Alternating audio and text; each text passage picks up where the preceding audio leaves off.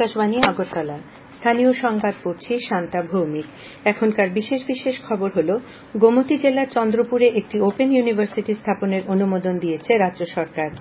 রক্তের চাহিদা ও যোগানের মধ্যে সামঞ্জস্য থাকতে হবে বলেছেন মুখ্যমন্ত্রী অধ্যাপক ডাক্তার মানিক সাহা। ত্রিস্তর পঞ্চায়েত নির্বাচনের আগামীকালের ভোট গণনার প্রস্তুতি চূড়ান্ত।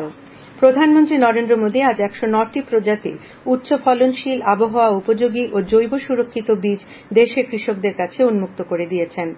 রাজ্যভিত্তিক অনূর্ধ্ব-19 দাবা প্রতিযোগিতায় বালক বিভাগের চ্যাম্পিয়ন দেবাঙ্কুর ব্যানার্জি ও বালিকা বিভাগের চ্যাম্পিয়ন আর্শিয়া দাস। গোমতী জেলার চন্দ্রপুরে একটি ওপেন ইউনিভার্সিটি স্থাপনের অনুমোদন দিয়েছে রাজ্য সরকার। খুব শীঘ্রই এর কাজ শুরু হবে। অর্থমন্ত্রী প্রণজিৎ সিংহ রায় আজ উদয়পুরে টেকনো ইন্ডিয়া ইউনিভার্সিটি ত্রিপুরা আয়োজিত এক অনুষ্ঠানে একথা বলেন। অর্থমন্ত্রী বলেন, রাজ্য সরকার শিক্ষার মান উন্নয়নে বিভিন্ন উদ্যোগ নিয়েছে। আজ উদয়পুরে রাজশ্রী হলে আয়োজিত এই অনুষ্ঠানে গোমতী জেলার 50টি স্কুলের মেধাবান ছাত্রছাত্রীদের সম্বর্ধনা জানানো হয়। এছাড়া জেলার দ্বাদশ স্কুলের প্রধান শিক্ষকদেরও সম্বর্ধনা জ্ঞাপন করা হয় টেকনো ইন্ডিয়া ইউনিভার্সিটির পক্ষ থেকে। এই অনুষ্ঠানে উপস্থিত ছিলেন উদয়পুর পুর পরিষদের chairman Sheetal Chandra Majumdar, Techno India University vice principal Ratan Chandra Saha প্রমুখ। রক্তের চাহিদা ও যোগানের মধ্যে সামঞ্জস্য থাকতে হবে।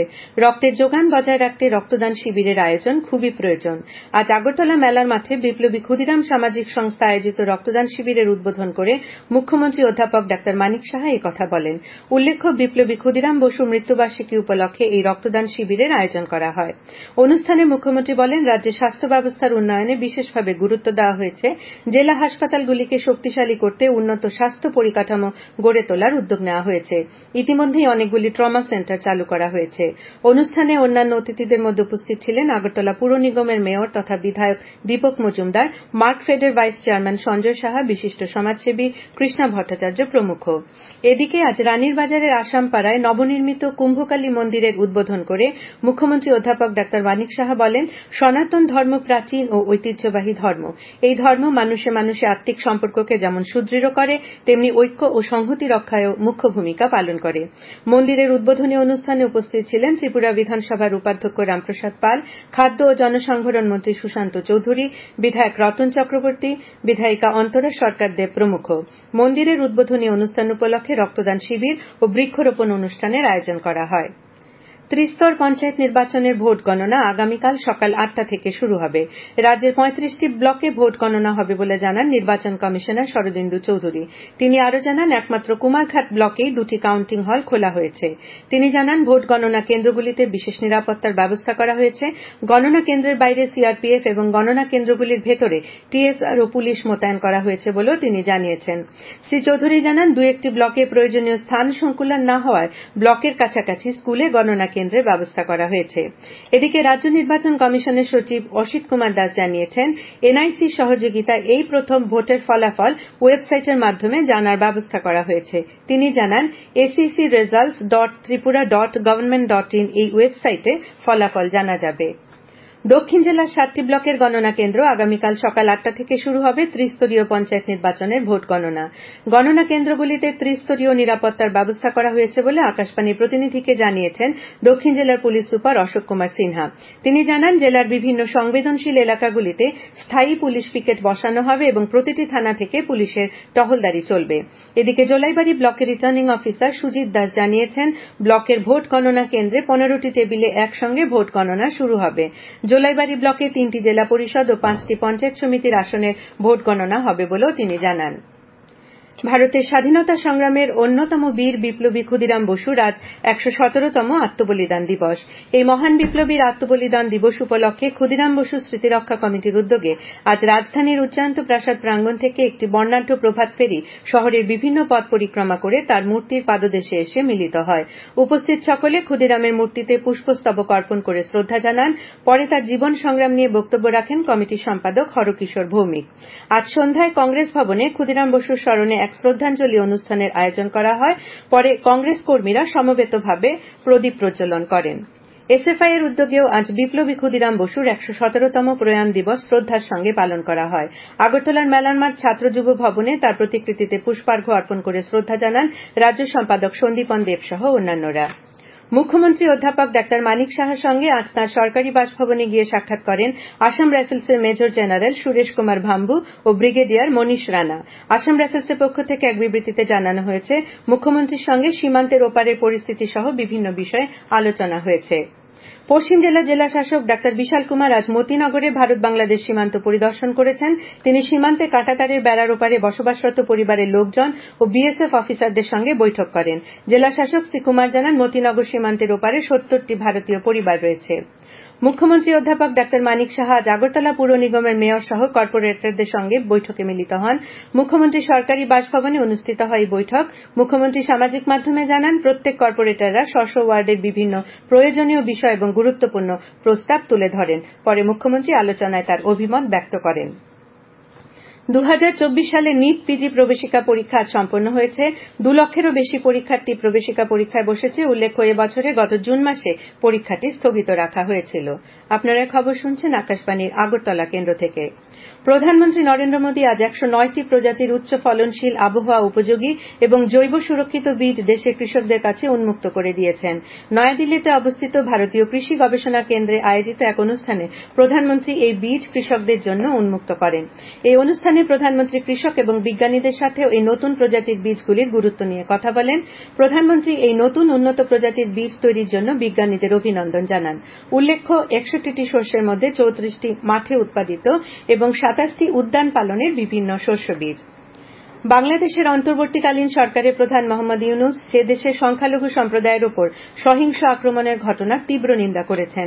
বিক্ষোভের সামনের সারিতে থাকা ছাত্রদের উদ্দেশ্যে মোহাম্মদ ইউনূস আবেদন জানিয়েছেন যে তারা যাতে সে দেশের সকল হিন্দু, খ্রিস্টান এবং বৌদ্ধ পরিবারগুলোকে রক্ষা করেন। এদিকে রাষ্ট্রসংঘের উপমুখপাত্র ফারহান হকও সংখ্যালঘুদের উপর এই আক্রমণের ঘটনার নিন্দা করেন। বাংলাদেশের বর্তমান পরিস্থিতিতে সাংবাদিকদের উপর আক্রমণ ও হত্যার প্রতিবাদে আজ আগরতলা প্রেস ক্লাবের সামনে বিক্ষোভ প্রদর্শন করা হয়। এই কর্মসূচিতে উপস্থিত ছিলেন আগরতলা প্রেস ক্লাবের সভাপতি জয়ন্ত ভট্টাচার্য, সম্পাদক রমাকান্ত দে, বরিষ্ঠ সম্পাদক সুবল কুমার দে, সঞ্জীব দেব, সাংবাদিক শেখর দত্ত, কল্যাণ সিংহ, সঞ্জিত দেবনাথ সহ আগরতলা প্রেস ক্লাবের পরিচালন কমিটির সদস্য সাংবাদিক, চিত্র সাংবাদিকরা সহ সংবাদ মাধ্যমের প্রতিনিধিরা। বাংলাদেশের সাংবাদিকদের উপর আক্রমণ বন্ধ না হলে আরও বৃহত্তর পরিসরে আন্দোলন ছড়িয়ে দিতে আগরতলা প্রেস ক্লাবও যথাযথ ভূমিকা পালন করবে বলে জানিয়েছেন বরিষ্ঠ সাংবাদিকরা। স্বাধীনতা দিবস উপলক্ষে হর ঘর তিরঙ্গা কর্মসূচির অঙ্গ হিসেবে আজ আগরতলা পুর নিগমের 14 নম্বর ওয়ার্ডের উদ্যোগে এক র্যালি অনুষ্ঠিত হয়। এই কর্মসূচিতে উপস্থিত ছিলেন আগরতলা পুর নিগমের মেয়র তথা বিধায়ক দীপক মজুমদার, কর্পোরেটর স্নিগ্ধা দাসদেব সহ অন্যান্যরা। এদিকে তথ্য সংস্কৃতি দপ্তরের উদ্যোগে আজ উদয়পুর কেবিআই স্কুল ও অমরপুর দ্বাদশ স্কুলে শিশুদের মধ্যে বসে আঁকো প্রতিযোগিতা অনুষ্ঠিত হয়। হর ঘর তিরঙ্গা কর্মসূচির অঙ্গ হিসেবে আজ বিকেলে খোয়াই চা বাগান বিরসা মুন্ডা ক্লাবের উদ্যোগে এলাকার সকল অংশের নাগরিকদের মধ্যে জাতীয় পতাকা বিতরণ করা হয়। অনুষ্ঠানে উপস্থিত ছিলেন খোয়াই পঞ্চায়েত সমিতির ভাইস চেয়ারম্যান তাপসকান্তি দাস ও বিশিষ্ট সমাজসেবী রমেন সাঁওতাল সহ অন্যান্যরা। ৭৮তম স্বাধীনতা দিবস উপলক্ষে বিলোনিয়া পুর পরিষদের উদ্যোগে শচীন দেববর্মন অডিটোরিয়ামে আয়োজিত 2 দিনব্যাপী তিরঙ্গা মেলা আজ শেষ হয়েছে। মেলায় ছিল food stall, selfie stand, canvas ও তিরঙ্গা কনসার্ট। সমাপ্তি দিনের অনুষ্ঠানে উপস্থিত ছিলেন জেলা শাসক স্মিতামল এমএস, বিলোনিয়া পুর পরিষদের চেয়ারম্যান নিখিল চন্দ্র গোপ প্রমুখ। যুব বিষয়ক ও ক্রীড়া দপ্তরের মন্ত্রী টিঙ্কু রায়ের উপস্থিতিতে আজ কৈলাসহর রামকৃষ্ণ মহাবিদ্যালয়ের প্লাটিনাম জুবিলি বর্ষ পালনের জন্য কলেজে কনফারেন্স হলে প্রস্তুতি বৈঠক অনুষ্ঠিত হয়। আগামী 1 সেপ্টেম্বর রামকৃষ্ণ মহাবিদ্যালয় 75 বছরে পদার্পণ করবে।